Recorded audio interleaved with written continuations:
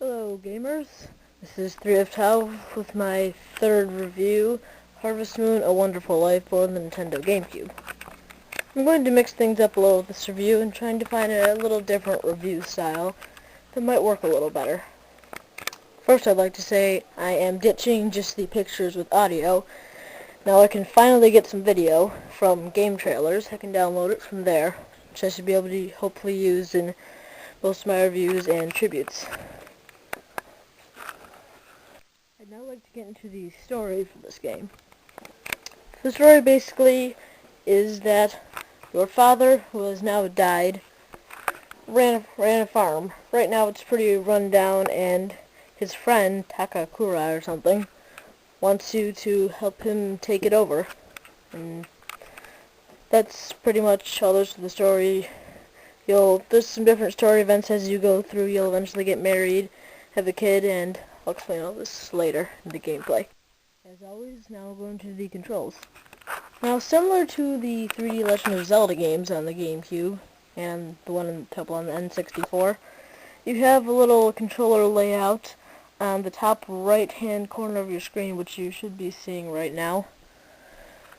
And it helps, like your A button, you'll do most of your actions, and you'll see what actions you can do. It'll come up in white text on the little A button picture. Same with like the X button and the Y button. Just move around the control stick. You'll pick stuff up by walking up to it and pressing A. You can put it in your backpack or whatever you want to call it, your pockets, by pressing X.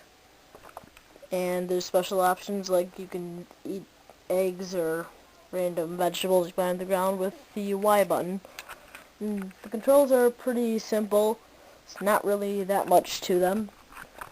Like for fishing, it's much more simplified than in a game say like Animal Crossing. You just toss your line in, and you basically sit there and wait until you start to hear a little thump, and you hear your screen vibrate. After it does that a few times, you'll hear a big splash sound. Then you hit the A button, it'll vibrate a few more times, and you reel in the fish.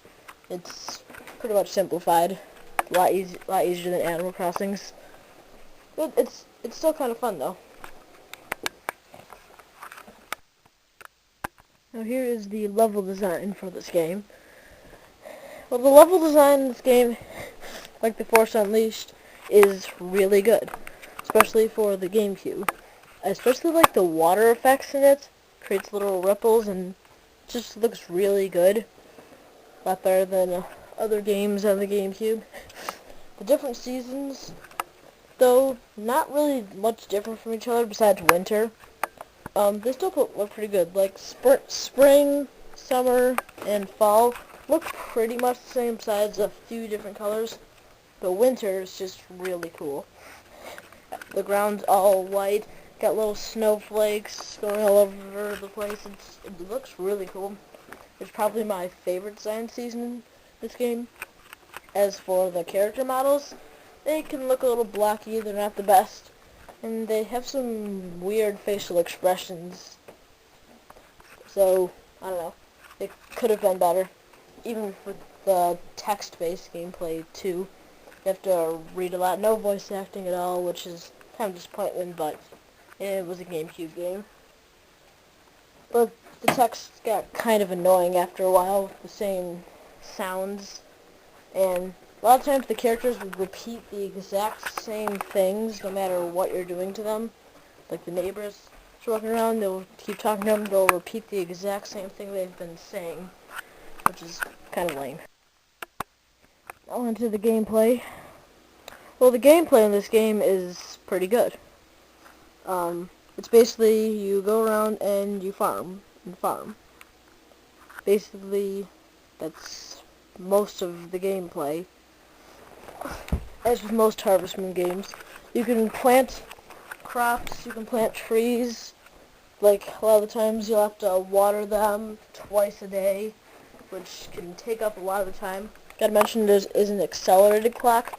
It does not use the GameCube's internal clock, but the accelerated clock is definitely for the better. About 1 minute, or for the equals 1 second, which makes the days go faster. There's 10 days in a season, there's 4 seasons, so there's 40 days in 1 year. The years go by You can probably finish a year in about 2 or 3 days, or 1 day if you're really playing it a lot. There's lots of things to do just every day when you wake up. The different characters, they'll come out of their houses, or they'll be in their houses at different times, and they'll just walk around and do things. Character Van, he comes around to the shop where you can sell things to him. You can basically sell anything to him, and you can buy things from him. Now, there's a lot of trash cans around the town, which I find really pointless, because if you have all this trash, you can make a few quick bucks and just sell it to Van. So you can sell anything to him. And why throw something out when you can just sell it? I don't know, I think it was just pointless. As in most Harvest Moon games, you can get married in this. But this time, there's only 3 girls you can get married to. I married Celia.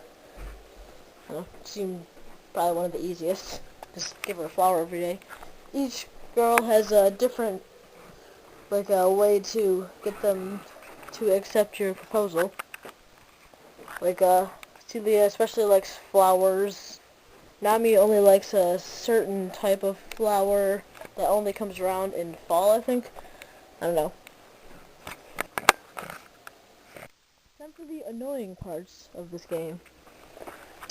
Well, for starters, as I mentioned before, the different characters, they don't really say much, other than just a few same phrases that they keep repeating over and over and over and over. That can get kind of annoying and repetitive. And even if you try to show them something, a lot of times they'll just say the same thing anyways.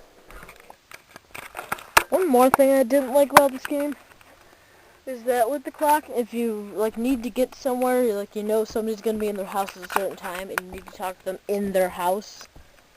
Sometimes it can be a pain to get around.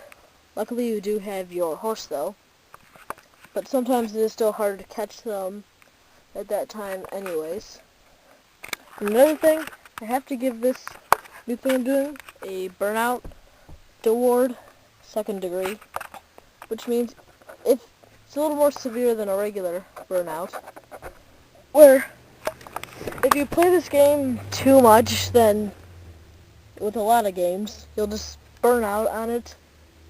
I mean, not necessarily too much. If you just even play it for a couple hours a day, you'll eventually start to get a little bored with it, and you might not play it for a couple months like I did, which has to give this game a burnout D-ward, 2nd degree.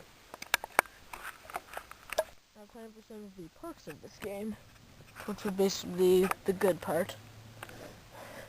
Well, I really liked the story in this game as you progress through the chapters. The 2nd chapter, you have a kid, and throughout each chapter, by the way, a chapter can be a couple years to 4 or 5 years or so, your kid starts to grow up, and so do the other people in the town, which is really cool. You can influence your son in different ways to take a different career at the end.